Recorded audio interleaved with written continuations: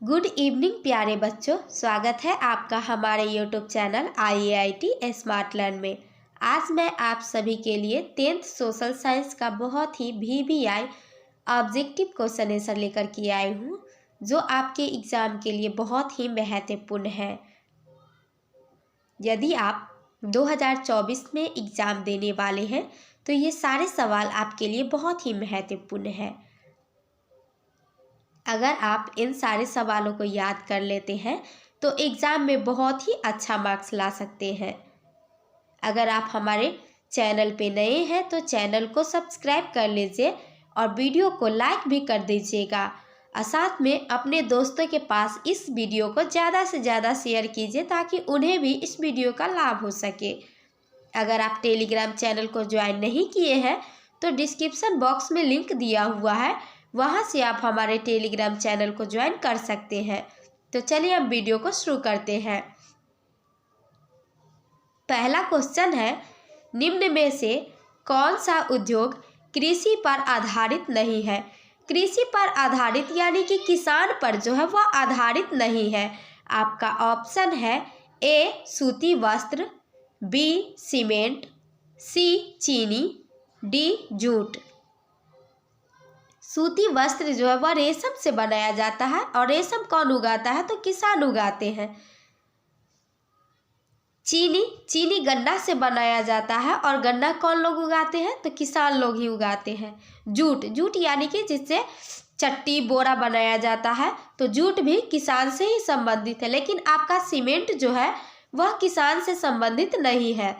Cement यह कहाँ से इसमें मजदूर की ज़रूरत पड़ती है और यह कहाँ से आता है? तो पहाड़ से आता है। बड़े बड़े पहाड़ों को तोड़ के और तब सीमेंट बनाया जाता है। तो आपका राइट आंसर हो जाएगा ऑप्शन B। चलिए अब हमारा अगला सवाल है, राष्ट्रीय विकास परिषद का गठन कब हुआ?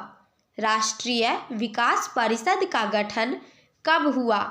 ऑप्शन है A 5 October 1950, B 2 January 1951, C 6 August 1952, D 8 जुलाई 1953। राष्ट्रीय विकास परिषद का गठन जो है वह 6 अगस्त 1952 को हुआ, इसलिए आपका राइट आंसर जो है वो हो जाएगा ऑप्शन सी सही जवाब हो जाएगा। राइट ऑप्शन C हो जाएगा।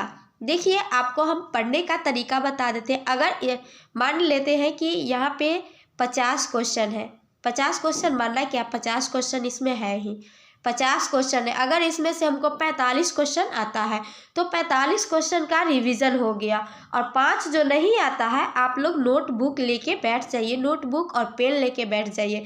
जो आपको 5 क्वेश्चन नहीं आता है उस क्वेश्चन को आप कॉपी में नोटबुक में उतार लीजिए और इसे सप्ताह बाय सप्ताह रिवीजन करते रहिए। देखिए इस तरीके से पढ़िएगा ना तो देखिए एग्ज़ाम बहुत ही अच्छा जाएगा आप लोग का। आपका अगला सवाल है, the history of loss of Vietnam के लेखक कौन है? The history of loss of Vietnam के लेखक कौन है? आपका ऑप्शन है A Garibaldi, B Phan Boi Chau, C Hitler, D Mazzini. इसका राइट आंसर जो है वो हो जाएगा option B Phan Boi Chau. The history of loss of Vietnam के लेखक जो है वह फान बोई चाउ है। देखिए हम लोग शुरू से पढ़ते आए हैं चाउ और बाउ, इसलिए इसका राइट आंसर जो है वो हो जाएगा ऑप्शन B। चलिए अब हमारा अगला सवाल है, भारत एक राष्ट्र है, भारत जो है वह एक कैसा राष्ट्र है? ऑप्शन है A विकसित, B विकासशील, C पिछड़ा, D अत्यंत पिछड़ा। तो भारत जो है वह विकासशील राज्य है। कैसा राष्ट्र है? विकासशील राष्ट्र है। भारत जो है वह विकासशील राष्ट्र है। और अमेरिका, जापान, यूरोप जो है वह विकसित राज्य है, मतलब कि वहाँ पे सड़क झरना जो होना चाहिए वो है, लेकिन भारत में अभी ऐसा नहीं है। यहाँ पे कहीं वही कच्ची सड़कें हैं, जैसे कहीं पे ईंट का सड़क है तो वहीं पे ईंट का ही सड़क है। पक्का सड़क का अर्थ होता है कि जो सीमेंट से ढाला हुआ होता है और जो पिच किया हुआ होता है। और कच्चा सड़क जैसे सड़क पे ईंटा से बिछाकर और सड़क बना दिया जाता है, उसको कच्चा सड़क बोला जाता है। तो भारत जो है वह कैसा राष्ट्र है? विकासशील राष्ट्र है। चलिए अब आपका अगला सवाल है, प्लास्टिक मुद्रा का एक उदाहरण है। प्लास्टिक मुद्रा का एक उदाहरण है। ऑप्शन है ए चेक, बी बैंक ड्राफ्ट, सी एटीएम कार्ड, डी मिश्रित मुद्रा। प्लास्टिक मुद्रा का उदाहरण जो है वह एटीएम कार्ड है। एटीएम कार्ड को डेबिट कार्ड, क्रेडिट कार्ड में दे देगा। एटीएम कार्ड ही होता है, इसका नाम अलग अलग होता है। एटीएम कार्ड को ही डेबिट कार्ड, क्रेडिट कार्ड, यहाँ पे एटीएम के जगह पर डेबिट कार्ड, क्रेडिट कार्ड आपको दे देगा। वहाँ पे कंफ्यूज नहीं होना है, ठीक है। अगर यहाँ पे मान के चलिए एटीएम नहीं होता, डेबिट कार्ड या क्रेडिट कार्ड सब होता तो उसका भी राइट आंसर हो जाता वो। यहाँ पे कंफ्यूज नहीं होना है। प्लास्टिक मुद्रा का एक उदाहरण एटीएम कार्ड है। राइट आंसर सी हो जाएगा। चलिए आपका अगला सवाल है, भारत में कहाँ महिलाओं के लिए आरक्षण की व्यवस्था है? भारत में कहाँ महिलाओं के लिए आरक्षण की व्यवस्था है? ऑप्शन है ए लोकसभा, बी राज्यसभा, सी विधानसभा, डी पंचायती राज संस्थाएं। आपका राइट आंसर जो है वो हो जाएगा ऑप्शन डी, पंचायती राज संस्थाएं। राइट आंसर ऑप्शन डी हो जाएगा। अब देखिए यहाँ पंचायती राज संस्थाएं में महिलाओं को आरक्षण जो है वो 50% दिया गया है। 50% दिया गया है। और इससे पहले जो अक्टूबर या नवंबर में जो एग्ज़ाम आया था, उस एग्ज़ाम में पूछा गया था कि लोकसभा राज्यसभा में महिलाओं को आरक्षण कितना दिया गया है। लोकसभा और राज्यसभा में महिलाओं को आरक्षण जो है वह 33% दिया गया है। आप लोग याद कर लीजिएगा ये क्वेश्चन को। दोनों क्वेश्चन में से कोई भी क्वेश्चन पूछ सकता है आपके एग्जाम में। ये सारे क्वेश्चन जो है वो बोर्ड मॉडल है, परीक्षा में आएगा ही आएगा। इस सारे क्वेश्चन को बड़े ही ध्यान से पढ़ना है। चलिए आपका अगला सवाल है, गांधी जी ने साबरमती आश्रम की स्थापना कब किए थे? गांधी जी ने साबरमती आश्रम की स्थापना कब किए थे? तो गांधी जी तो जो थे वह साबरमती आश्रम की स्थापना 1916 में किए थे।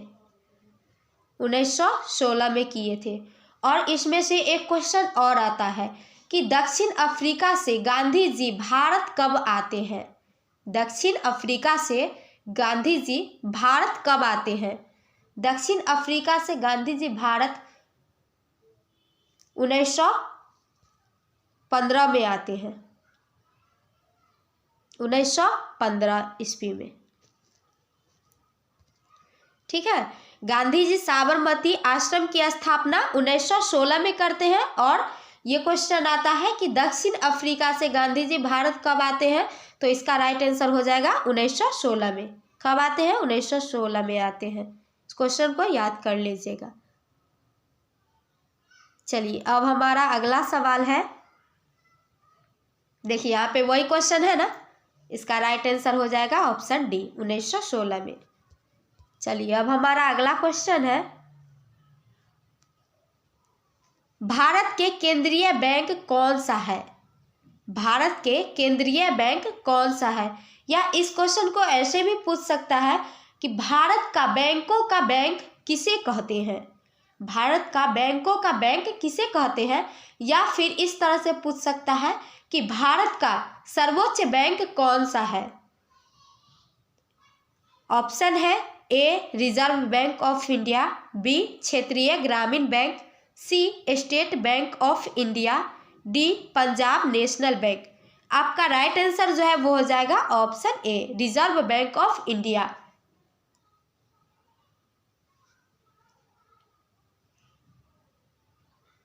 और इसका मुख्यालय, रिजर्व बैंक ऑफ इंडिया का मुख्यालय कहाँ है? तो मुख्यालय जो है वह मुंबई में है। और इसकी स्थापना कब हुई? इसकी स्थापना 1 अप्रैल 1935 को हुई थी। 1 अप्रैल 1935 को हुई थी। रिजर्व बैंक ऑफ इंडिया की स्थापना 1 अप्रैल 1935 को हुई थी। और इसका राष्ट्रीयकरण, ये भी क्वेश्चन आएगा कि रिजर्व बैंक ऑफ इंडिया का राष्ट्रीयकरण कब हुआ था। इसका राष्ट्रीयकरण जो है वह 1949 को हुआ था। चलिए अब हमारा अगला सवाल है, रिजर्व बैंक ऑफ इंडिया का मुख्यालय कहाँ है? आप सभी लोग जानते ही हैं क्योंकि मैं बता चुकी हूँ कि रिजर्व बैंक ऑफ इंडिया का मुख्यालय कहाँ है? मुंबई में है। चलिए अगला सवाल है,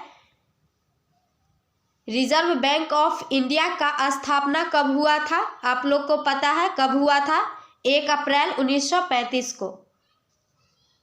चलिए अगला सवाल है, रिजर्व बैंक ऑफ इंडिया का राष्ट्रीयकरण कब हुआ था? 1949 को। अब अगला सवाल है, सबसे अधिक पक्की सड़कों की लंबाई वाला राज्य कौन सा है? सबसे अधिक पक्की सड़कों की लंबाई वाला राज्य कौन सा है? ऑप्शन है ए बिहार, बी महाराष्ट्र, सी तमिलनाडु, डी केरल। सबसे अधिक पक्की सड़कों की लंबाई वाला राज्य जो है वह महाराष्ट्र है। कौन है? महाराष्ट्र। राइट आंसर बी हो जाएगा। पक्की सड़कें यानी कि मैं आपको इससे पहले भी बताई हूँ कि पक्की सड़कें और कच्ची सड़कें किसे कहते हैं। पक्की सड़कें जहाँ पे ढलाई पीच से किया गया सड़क पक्की सड़क होता है, और जो कच्ची सड़क होता है वह ईंट से जिसको ईंट बिछा के और सड़क बना दिया जाता है उसको कच्ची सड़क बोला जाता है। चलिए आपका अगला सवाल है, सूचना का अधिकार अधिनियम कानून कब लागू हुआ? सूचना का अधिकार अधिनियम कानून कब लागू हुआ? ऑप्शन है ए 2004, बी 2005, सी 2006, डी 2007। आपका राइट आंसर होगा सूचना का अधिकार अधिनियम कानून 2005 को लागू हुआ था।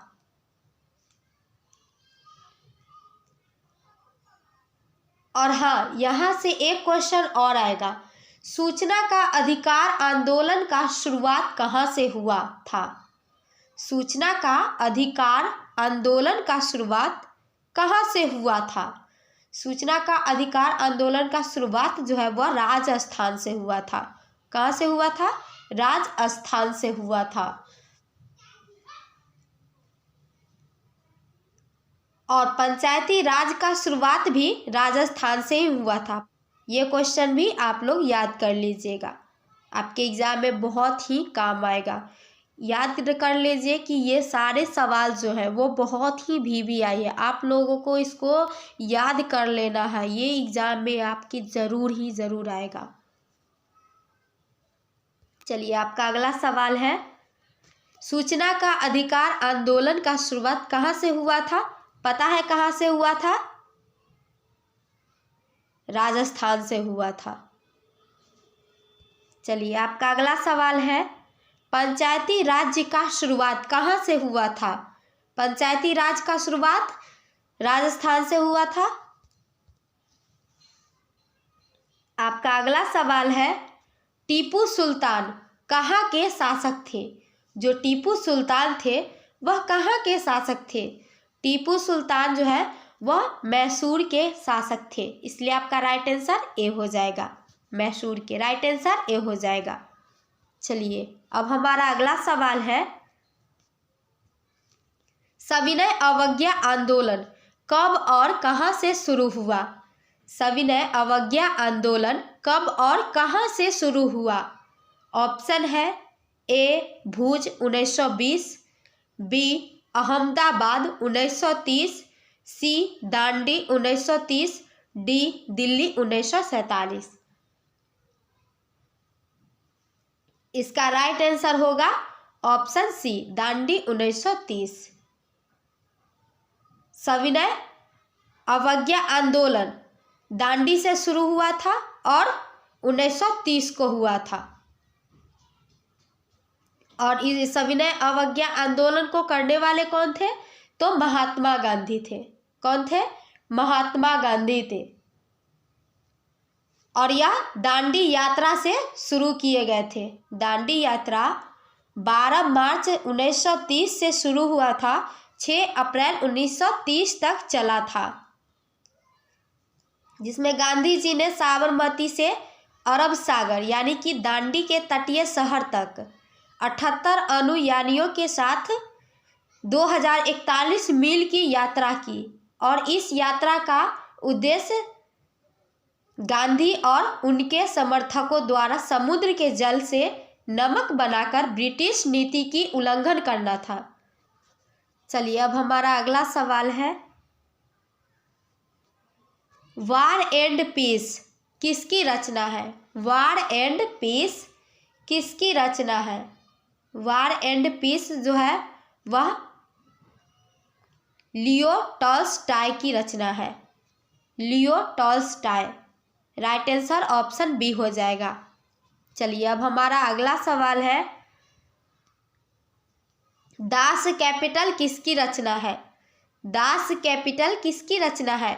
ऑप्शन है A Karl Marx, B Leo Tolstoy, C Hitler, D इनमें से कोई नहीं।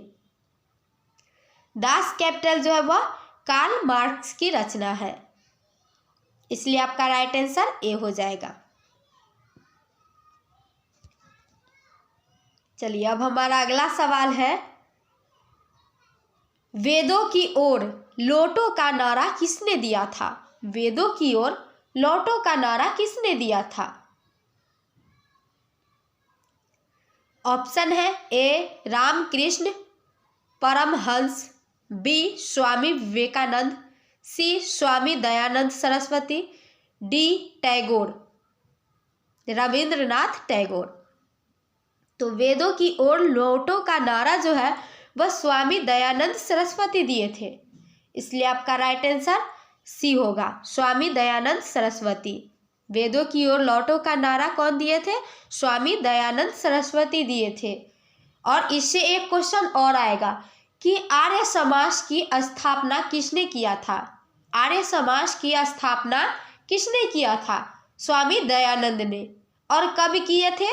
तो 1875 में। कब किए थे? 1875 में आर्य समाज की स्थापना स्वामी दयानंद किए थे। और कब किए थे? तो 1875 को। और कहाँ किए थे? कहाँ पे? तो मुंबई में। और स्वामी दयानंद की मृत्यु, स्वामी दयानंद की मृत्यु, ये भी क्वेश्चन आता है कि स्वामी दयानंद की मृत्यु कब हुई, कब हो जाती है? स्वामी दयानंद की मृत्यु जो है वह 1883 में हो जाती है। ठीक है। चलिए अब हमारा अगला सवाल है, स्वामी दयानंद सरस्वती की मृत्यु कब हुआ? पता है कब हुआ? 1883 को हुआ। चलिए अब हमारा अगला सवाल है, संजय गांधी जैविक उद्यान किस नगर में स्थित है? संजय गांधी जैविक उद्यान किस नगर में स्थित है? संजय गांधी जैविक उद्यान यानी कि पटना का चिड़ियाघर किस नगर में स्थित है? कहाँ स्थित है? पटना में है। राइट आंसर सी हो जाएगा। चलिए अब हमारा अगला सवाल है, सांप्रदायिक राजनीति आधारित होता है। सांप्रदायिक राजनीति जो है वह किस पर आधारित होता है? सांप्रदायिक का मतलब होता है एक धर्म को दूसरे धर्म से लड़ाना। और कौन लड़ाते हैं? तो नेता लोग लड़ाते हैं। और लड़ता कौन है? तो आम जनता लोग लड़ता है। यानी कि सब एक धर्म के लोग दूसरे धर्म से लड़ते रहते हैं धर्म के नाम पर। किसके नाम पर लड़ते रहते हैं? धर्म के नाम पर। तो यहाँ पे राइट आंसर क्या हो जाएगा? ऑप्शन ए, धर्म पर। सांप्रदायिक राजनीति आधारित किस पर होता है? धर्म पर होता है। चलिए अब हमारा अगला सवाल है, निम्न में से किसको प्राथमिक क्षेत्र कहा जाता है? निम्न में से किसको प्राथमिक क्षेत्र कहा जाता है? प्राथमिक क्षेत्र, द्वितीय क्षेत्र, तृतीय क्षेत्र किसे कहते हैं?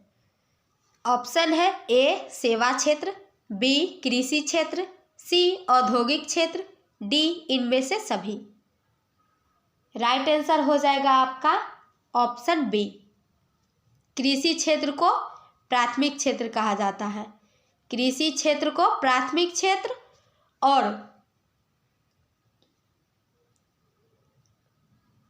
औद्योगिक क्षेत्र या विनिर्माण, औद्योगिक या विनिर्माण क्षेत्र को कहा जाता है। औद्योगिक क्षेत्र या विनिर्माण क्षेत्र को द्वितीय क्षेत्र कहा जाता है। ठीक है, द्वितीय क्षेत्र। और सेवा क्षेत्र, जिसमें सेवा क्षेत्र में आता है बैंकिंग, आता है परिवहन, आता है। ठीक है, इसको तृतीय क्षेत्र कहा जाता है। तृतीय क्षेत्र। कृषि को प्राथमिक क्षेत्र और औद्योगिक क्षेत्र या विनिर्माण को द्वितीय क्षेत्र और सेवा क्षेत्र को तृतीय क्षेत्र कहा जाता है। चलिए अब हमारा अगला सवाल है, किसने कहा था कि संसाधन होते नहीं बनाए जाते हैं? किसने कहा था कि संसाधन होते नहीं बनाए जाते हैं? ऑप्शन है ए जिमरमैन ने, बी महात्मा गांधी, सी संदीप पांडे, डी रविंद्रनाथ टैगोर। तो भूगोलवेत्ता जिमरमैन ने कहा था कि संसाधन होते नहीं बनाए जाते हैं। ठीक है, भूगोलवेत्ता जिमरमैन ने, यहाँ पे जिमरमैन ने दिया हुआ है। भूगोलवेत्ता जिमरमैन ने कहा था कि संसाधन होते नहीं बनाए जाते हैं। तो राइट आंसर क्या होगा? ऑप्शन ए हो जाएगा। राइट आंसर ऑप्शन ए हो जाएगा। और इससे एक क्वेश्चन और आता है कि किसने कहा था कि हमारे पास पेट भरने के लिए तो बहुत कुछ है लेकिन पेटी भरने के लिए नहीं? किसने कहा था हमारे पास पेट भरने के लिए तो बहुत कुछ है लेकिन पेटी भरने के लिए नहीं? तो यह महात्मा गांधी जी कहे थे कि पेट भरने के लिए हमारे पास तो बहुत कुछ है लेकिन पेटी भरने के लिए नहीं। ये भी क्वेश्चन आप लोग याद कर लीजिएगा। चलिए अब हमारा अगला सवाल है, लोकतंत्र की सफलता निर्भर करता है। लोकतंत्र की सफलता जो है वह किस पर निर्भर करता है? ऑप्शन है ए नागरिकों की उदासीनता, बी नागरिकों की गैर कानूनी कार्रवाई, सी नागरिकों की विवेकपूर्ण सहभागिता पर, डी इनमें से कोई नहीं। आपका राइट आंसर जो है वो हो जाएगा ऑप्शन सी, नागरिकों की विवेकपूर्ण सहभागिता पर। चलिए अब हमारा अगला सवाल है, किसने कहा था कि बिहार के बिना भारत का विकास संभव नहीं है? किसने कहा था कि बिहार के बिना भारत का विकास संभव नहीं है? तो डॉक्टर APJ अब्दुल कलाम ने कहा था कि बिहार के बिना भारत का विकास संभव नहीं है। इसलिए आपका राइट आंसर जो है वो हो जाएगा ऑप्शन ए। भारत का सबसे बड़ा बंदरगाह कहाँ है? भारत का सबसे बड़ा बंदरगाह का बात हो रहा है।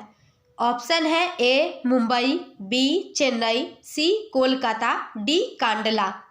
भारत का सबसे बड़ा बंदरगाह जो है वह कहाँ है? मुंबई में है। भारत का सबसे बड़ा बंदरगाह मुंबई में है। राइट आंसर ऑप्शन ए हो जाएगा। चलिए अब हमारा अगला सवाल है, सेफ्टी लैंप के आविष्कारक है।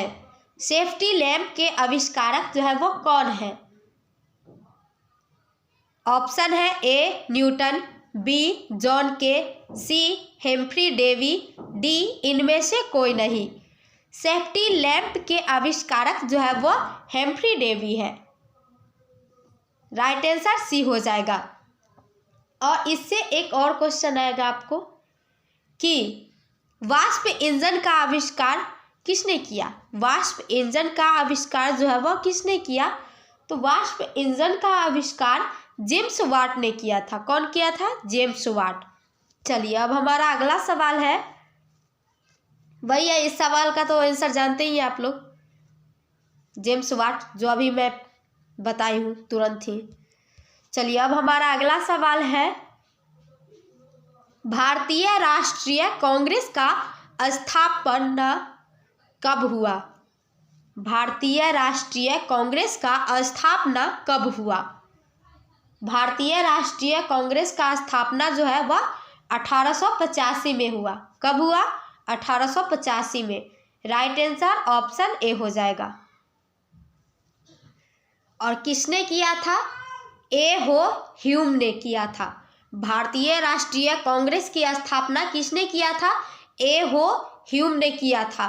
और ये भी क्वेश्चन आता है कि भारत की सबसे पुरानी पार्टी कौन सी है? भारत की सबसे पुरानी पार्टी कौन सी है? भारतीय राष्ट्रीय कांग्रेस है। कौन है? भारतीय राष्ट्रीय कांग्रेस। और ये भी क्वेश्चन आता है कि भारतीय राष्ट्रीय कांग्रेस का चुनाव चिन्ह क्या है? भारतीय राष्ट्रीय कांग्रेस का चुनाव चिन्ह क्या है? हाथ का पंजा छाप है। क्या है? हाथ का पंजा छाप।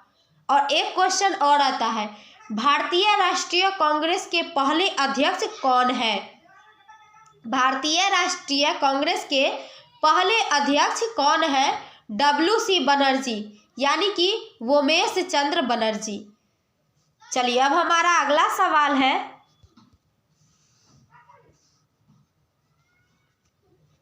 कागज का आविष्कार किस देश में हुआ? ऑप्शन है ए चीन, B Germany, C Japan, D Rome. कागज का आविष्कार जो है वह चीन में हुआ था। कहाँ हुआ था? चीन देश में हुआ था कागज का आविष्कार। आजकल कागज का नोट चलता है, तो सबसे पहले कागजी नोट किसने बनाया? सबसे पहले कागजी नोट जो है वह चीन ने बनाया था। कौन बनाया था? चीन। और इससे एक क्वेश्चन और आता है, मुद्रण यानी कि प्रिंटिंग। अभी जो हम लोग प्रिंटिंग कर, सबसे पहले प्रिंटिंग की शुरुआत कहाँ से हुई? प्रिंटिंग जिससे हम लोग प्रिंट करते हैं, सबसे पहले प्रिंटिंग की शुरुआत कहाँ से हुई थी? चीन से हुई थी। चलिए अब हमारा अगला क्वेश्चन है, ग्राम कचहरी का प्रमुख कौन होता है? ग्राम कचहरी का प्रमुख कौन होता है? ऑप्शन है ए पंच, बी सरपंच, सी वार्ड, डी न्यायमित्र। ग्राम कचहरी का प्रमुख जो है वह सरपंच होते हैं। कौन होते हैं? सरपंच होते हैं। जो गांव में छोटा मोटा झगड़ा रहता है तो सरपंच पंच लोग सुलझा देते हैं, यानी कि सरपंच का काम होता है छोटे मोटे गांव के छोटे मोटे जो झगड़े रहते हैं उसको सुलझा देना। चलिए अब हमारा अगला सवाल है, झारखंड राज्य का गठन कब हुआ था? झारखंड राज्य का गठन कब हुआ था? ऑप्शन है ए 1 नवंबर 2000 को, बी 9 नवंबर 2000 को, सी 15 नवंबर 2000 को, डी 15 जनवरी 2000 को। इससे पहले बिहार और झारखंड एक ही राज्य में था, लेकिन 15 नवंबर 2000 को बिहार से झारखंड अलग हो गया। चलिए अब हमारा अगला सवाल है, मानव पूंजी के प्रमुख घटक कौन है? मानव पूंजी के प्रमुख घटक, ज्ञान यानी कि शिक्षा, ये भी मानव के घटक है। एक अच्छे मनुष्य बनने के लिए कौशल, ज्ञान यानी कि शिक्षा, कौशल यानी कि काम करने आना चाहिए, और अनुभव यानी कि एक्सपीरियंस, ये तीनों ही होना ज़रूरी है एक अच्छे मनुष्य बनने के लिए। मानव पूंजी के प्रमुख घटक ज्ञान, कौशल, अनुभव, ये सभी हो जाएगा, इसलिए आपका राइट आंसर डी हो जाएगा, ऑप्शन डी। चलिए अब हमारा अगला सवाल है, नेपा नगर प्रसिद्ध है। नेपा नगर किसके लिए प्रसिद्ध है? ऑप्शन है ए चीनी मिल के लिए, बी अखबारी कागज के लिए, सी सीमेंट के लिए, डी सूती कपड़ा के लिए। नेपा नगर अखबारी कागज के लिए प्रसिद्ध है। और नेपा नगर कहाँ पे है? नेपा नगर जो है वह मध्य प्रदेश में है।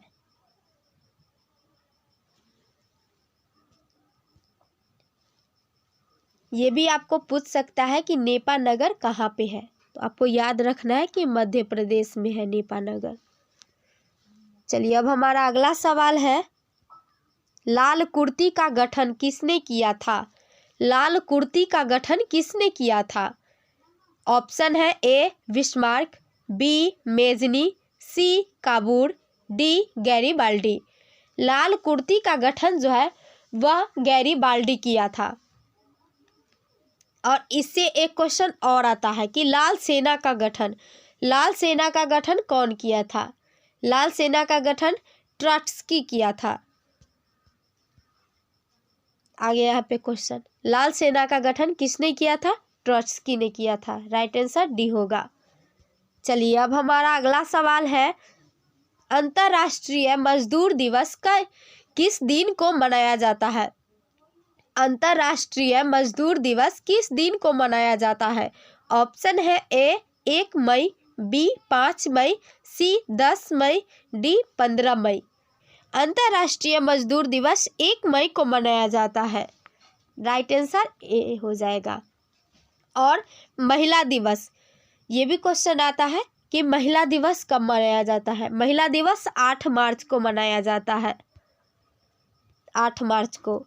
चलिए अब हमारा अगला सवाल है, महिला दिवस कब मनाया जाता है? 8 मार्च को मनाया जाता है। अब अगला सवाल है, जेनेवा समझौता में किस देश को 2 भागों में बांटा गया? जेनेवा समझौता में किस देश को 2 भागों में बांटा गया? ऑप्शन है ए चीन, बी जापान, सी भारत, डी वियतनाम। तो जेनेवा समझौता में जो है वो वियतनाम को 2 भागों में बांटा गया था। कौन कौन भागों में बांटा गया था? तो एक था दक्षिणी वियतनाम और एक था उत्तरी वियतनाम। जेनेवा समझौता में वियतनाम को 2 भागों में बांटा गया था, एक था दक्षिणी वियतनाम और एक था उत्तरी वियतनाम। चलिए अब हमारा अगला सवाल है, वृहद क्षेत्र में जल की उपस्थिति के कारण पृथ्वी को क्या कहते हैं? वृहद क्षेत्र में जल की उपस्थिति के कारण पृथ्वी को क्या कहते हैं? ऑप्शन है ए उजला ग्रह, बी नीला ग्रह, सी पीला ग्रह, डी लाल ग्रह। तो यहाँ पे जल, पृथ्वी पे जल जो है वह 71% है। कितना है? 71%। और भूमि जो है वह 29% है। पृथ्वी पे जल 71% है और भूमि 29% है। इससे एक क्वेश्चन आपको और आएगा कि पृथ्वी पर जल की उपस्थिति कितनी है? तो 71% है और पृथ्वी पर भूमि की उपस्थिति कितनी है? 29% है। वृहद क्षेत्र में जल की उपस्थिति के कारण ही पृथ्वी को क्या कहते हैं? नीला ग्रह कहते हैं। राइट आंसर ऑप्शन बी हो जाएगा। चलिए अब हमारा अगला सवाल है, श्वेत क्रांति का संबंध किससे है? श्वेत क्रांति का संबंध किससे है? ऑप्शन है ए कागज, बी कपास, सी चीनी, डी दूध। तो श्वेत क्रांति का संबंध जो है वह दूध से है। श्वेत क्रांति का संबंध किससे है? दूध से है। और एक क्वेश्चन और यहाँ पे पूछेगा कि ऑपरेशन फ्लड का संबंध किससे है? तो दूध से है। और एक क्वेश्चन और आएगा, इससे आता है, श्वेत क्रांति के जनक कौन है? श्वेत क्रांति के जनक कौन है? वर्गीज कुरियन है। कौन है? वर्गीज कुरियन है। और एक और है हरित क्रांति। हरित क्रांति का प्रभाव सबसे पहले किस फसल पे पड़ा था? गेहूं पे। हरित क्रांति का प्रभाव सबसे पहले गेहूं पे पड़ा था। तो यहाँ पे एक क्वेश्चन और पूछेगा कि हरित क्रांति का प्रभाव किस फसल से संबंध है? किस फसल से संबंधित है? गेहूं से। हरित क्रांति के जनक कौन है? हरित क्रांति के जनक जो है वह एम.एस. स्वामीनाथन है। हरित क्रांति के जनक एम.एस. स्वामीनाथन और श्वेत क्रांति के जनक जो है वह वर्गीज कुरियन है। चलिए अब हमारा अगला सवाल है, भारत की मुख्य खाद्य फसल कौन सा है? भारत की मुख्य खाद्य फसल जो है वो कौन सा है? ऑप्शन है ए मक्का, बी गेहूं, सी चावल, डी बाजरा। भारत की मुख्य खाद्य फसल जो है वो है चावल, इसलिए आपका राइट आंसर सी हो जाएगा। चलिए अब हमारा अगला सवाल है, भारत का राष्ट्रीय पशु कौन सा है? भारत का राष्ट्रीय पशु जो है वो कौन है? ऑप्शन है ए शेर, बी बाघ, सी हाथी, डी बैल। भारत का राष्ट्रीय पशु बाघ है, इसलिए आपका राइट आंसर बी हो जाएगा। इससे एक और क्वेश्चन पूछेगा कि भारत का राष्ट्रीय पक्षी कौन है? भारत का राष्ट्रीय पक्षी मोर है और भारत का राष्ट्रीय फूल कमल है। चलिए अब हमारा अगला सवाल है, भारत में सर्वाधिक क्षेत्र में कौन सा मिट्टी पाया जाता है? भारत में सर्वाधिक क्षेत्र में कौन सा मिट्टी पाया जाता है? ऑप्शन है ए जलोढ़ मिट्टी, बी काली मिट्टी, सी बलुई मिट्टी, डी पर्वतीय मिट्टी। आपका राइट आंसर हो जाएगा ऑप्शन ए जलोढ़ मिट्टी। और एक क्वेश्चन आपसे और पूछेगा कि सबसे उपजाऊ मिट्टी जो है वो कौन होती है? तो जलोढ़ मिट्टी होती है। और काली मिट्टी का दूसरा नाम जो है वो क्या होता है? काली मिट्टी का दूसरा नाम रेगड़ मिट्टी होता है। चलिए अब हमारा अगला सवाल है, आधुनिक छापखाना का आविष्कार किसने किया था? आधुनिक छापखाना का आविष्कार किसने किया था? तो गुटेनबर्ग ने किया था, इसलिए आपका राइट आंसर ए हो जाएगा। चलिए अब हमारा अगला सवाल है, रंपा विद्रोह कब हुआ था? रंपा विद्रोह कब हुआ था? ऑप्शन है ए 1916, बी 1920, सी 1911, डी 1919। आपका राइट आंसर होगा ऑप्शन ए 1916।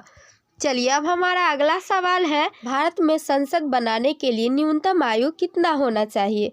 भारत में यानी कि चुनाव में खड़े होने के लिए न्यूनतम आयु जो है वह कितनी होनी चाहिए? चुनाव में खड़े होने के लिए न्यूनतम आयु जो होती है वह 25 वर्ष होना चाहिए, इसलिए आपका राइट आंसर डी होगा। और इससे एक क्वेश्चन और पूछेगा, इससे एक क्वेश्चन आपको और पूछेगा कि वोट का अधिकार कब मिलता है, यानी कि मतदान देने का अधिकार जो होता है वह कितनी आयु में मिलता है? 18 वर्ष में मिलता है। ये भी आप लोग को याद कर लेना। इसी तरीके से आपका 50 question 50 VVI question answer complete हुआ। अगर आपको यह वीडियो अच्छा लगा होगा तो वीडियो को लाइक कर दीजिएगा और चैनल को सब्सक्राइब कर लीजिएगा और हमें कमेंट करके ज़रूर बताइएगा कि इस क्वेश्चन में से आपको कितने क्वेश्चन का जवाब पता था और कितने क्वेश्चन का जवाब नहीं पता था। तो फिर मिलेंगे ऐसे ही सवालों के साथ अगले वीडियो में। तब तक के लिए बाय बाय।